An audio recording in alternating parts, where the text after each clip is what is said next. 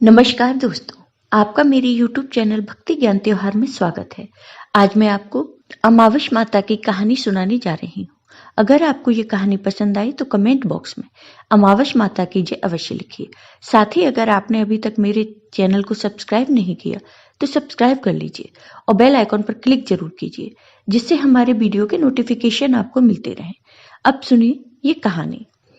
किसी गांव में एक सास और बहू अकेले रहते थे और उनका बेटा विदेश में कमाने के लिए गया था। सास और बहू बहुत अच्छे से रहते थे। दोनों एक दूसरे की देखभाल करते थे।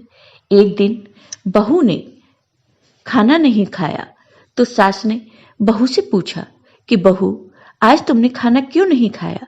तब बहू ने कहा कि सासू माँ, आज मेरा 3 पनौती अमावस्या का व्रत है, इसलिए मैंने खाना नहीं खाया। तब सासू माँ ने कहा कि बहू, ये व्रत क्या होता है और यह व्रत करने से क्या फल मिलता है, मुझे भी बताओ।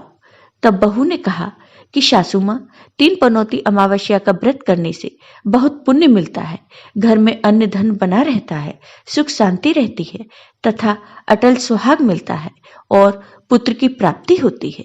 इस व्रत में प्रत्येक वर्ष अलग अलग खाना खाया जाता है और भगवान विष्णु के मंदिर में चढ़ावा चढ़ाया जाता है या फिर किसी ब्राह्मण को दान दिया जाता है। इस व्रत में पहले साल शक्कर, घी और चावल से बना खाना खाया जाता है। पहले साल व्रत पूर्ण होने के बाद 1.25 किलो चावल और 1 कटोरी घी तथा 1 कटोरी शक्कर का दान किसी ब्राह्मण को दान में दिया जाता है। दूसरे साल जौ, घी और शक्कर से बना खाना खाया जाता है। जब दूसरे साल व्रत पूर्ण हो जाए तो 1.25 किलो जौ, 1 कटोरी घी तथा 1 कटोरी शक्कर किसी मंदिर में चढ़ाए या फिर किसी ब्राह्मण को दान देना चाहिए। तीसरे साल गुड़, तिल और घी से बने व्यंजन खाने चाहिए। जब तीसरे साल व्रत पूर्ण हो जाए तो आधा किलो तिल, गुड़ तथा 1 कटोरी घी किसी मंदिर में चढ़ाया जाता है या किसी ब्राह्मण को दान दिया जाता है। इसे ही तिल पनौती अमावस्या व्रत कहा जाता है। फिर बहू ने कहा, इस व्रत का अगर संकल्प लेते हैं तो इसे पूरा करना जरूरी होता है। अगर पूरा नहीं कर सकते तो सास बहू में झगड़ा और घर में अशांति आती है। तब सास ने कहा कि मेरी तो उम्र हो गई है, लेकिन तुम यह व्रत करो। और बहू यह व्रत का आरंभ करती है। लेकिन एक दिन बहू ने किसी के कहने पर गेहूं से बनी रोटी खा ली और अमावस्या माता इस बात से नाराज हो गई। जो सास और बहू बहुत ही प्यार से रहती थी, अब इन दोनों में झगड़े होने लगे।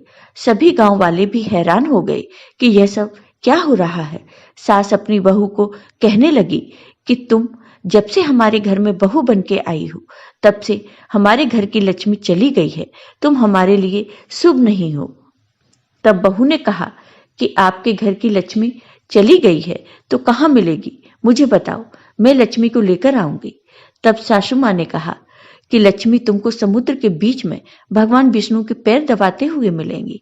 तब बहू यह कहकर चली जाती है कि जब तक मैं लक्ष्मी को लेकर नहीं आऊंगी तब तक इस घर में पैर नहीं रखूंगी। इतना कहकर बहू माँ लक्ष्मी की खोज में निकल जाती है। जब बहू लक्ष्मी को खोजने के लिए निकलती है तब उसे बीच रास्ते में एक गाय माता मिलती है। वह बहू से पूछती हैं कि आप कहाँ जा रही हैं? तब बहू ने कहा, हे गाय माता, मेरी सासू मुझे कहती है मेरे आने से उनके घर में अन्न धन की कमी हो गई है और उनके घर की लक्ष्मी चली गई है, तो मैं लक्ष्मी को लेने जा रही हूँ। तब गाय माता ने कहा, हे बेटी, अगर तुम जा रही हो तो भगवान से मेरे बारे में भी पूछना। तब बहू कहती है, ठीक है गाय माता, बताओ मैं आपके बारे में क्या पूछूं। तब गाय माता बोलती हैं कि मेरा जब भी बछड़ा होता है वह मर जाता है, जिंदा नहीं रहता।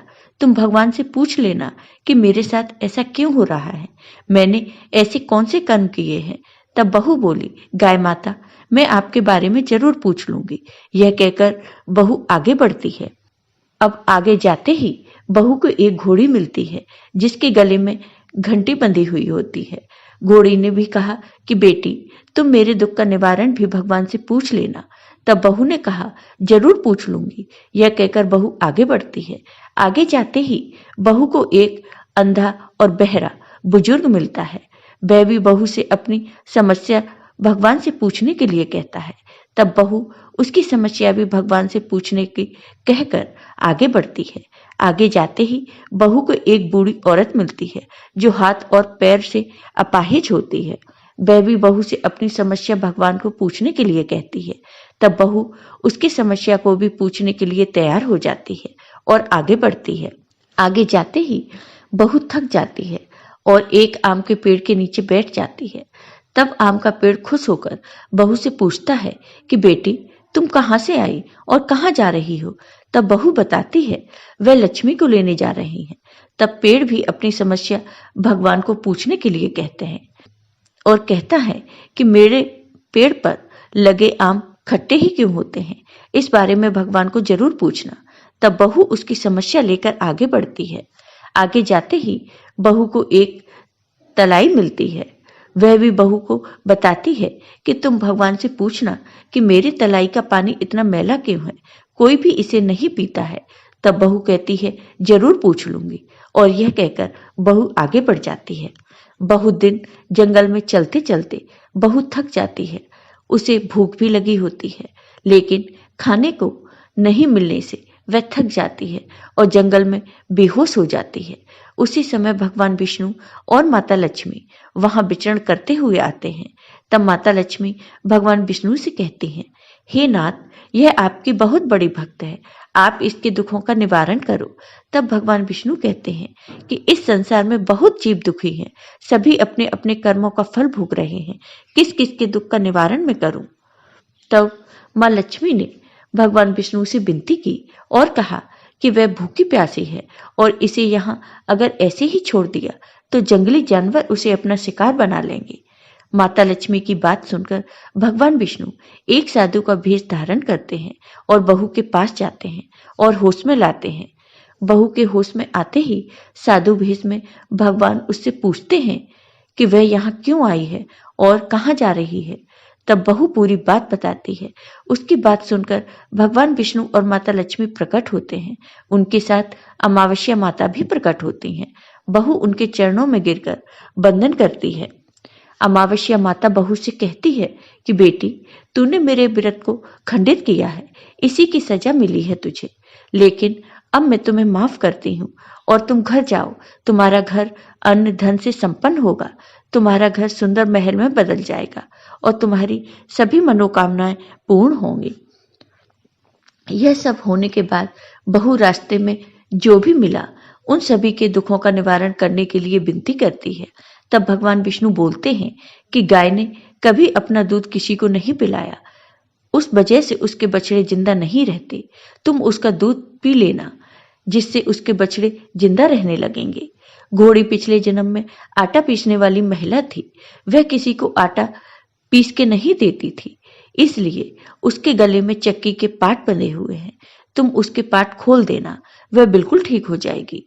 बुजुर्ग कभी भगवान के मंदिर में नहीं गया और ना ही उसने कभी भगवान के भजन सुने। तुम उसको मंदिर ले जाना और दर्शन करवा देना, वह ठीक हो जाएगा। बुजुर्ग महिला जो थी उसने कभी भी अपनी जवानी में दान पुण्य नहीं किया, इसलिए उसे यह सजा मिली है। तुम उससे दान करवा देना तो उसकी विकलांगता दूर हो जाएगी। उस आम के पेड़ से भी किसी बच्चे को अपने आम खाने को नहीं दिए, इसलिए उसके सभी आम खट्टे होते हैं। तुम उस पेड़ का आम खा लेना, फिर उस पेड़ पर मीठे आम आएंगे। तलाई का पानी पिछले जन्म में देवरानी जिठानी थी, वह हमेशा झगड़ा करती रहती थी, इसलिए उसका पानी मैला है। तुम उसका पानी पी लेना, वह तलाई शुद्ध हो जाएगी। बहू ने भगवान विष्णु, माता लक्ष्मी और अमावस्या माता को नमन करके घर जाने के लिए निकलती है और रास्ते में उसे जो भी मिला उनके सभी समस्या भगवान के कहे अनुसार दूर करती है। सभी उसे आशीर्वाद देते हैं। घर जाते ही उसका घर एक सुंदर महल में बदल जाता है तथा घर में अन्न धन भरा मिलता है। अब बहू सासू माँ से कहती है, सासू माँ, आपने सच कहा था कि आपके लिए मैं शुभ नहीं हूँ। मेरे जाने से ही आपके घर में लक्ष्मी आई। अब आप यहाँ रहें, मैं मरने जा रही हूँ। तब सासू माँ ने कहा कि हे बेटी, यह सब तुम्हारे अमावस्या व्रत के फल है जो हमें मिला है। तुम यहाँ पर ही रहोगी, कहीं नहीं जाओगी और सास बहू खुशी खुशी रहने लगे। एक दिन उसका बेटा भी विदेश से लौट आया और घर में यह सब देखा। तब उसकी माँ ने सब बात अपने बेटे को बताई। इस तरह माँ, बेटा और बहू खुशी खुशी अपने घर में रहने लगे। जय हो अमावस्या माता की, जय हो भगवान विष्णु और माता लक्ष्मी की। आपको ये वीडियो पसंद आया हो तो कमेंट बॉक्स में कमेंट करके जरूर बताइए। साथ ही मेरे वीडियो को ज़्यादा से ज़्यादा शेयर करिए। धन्यवाद।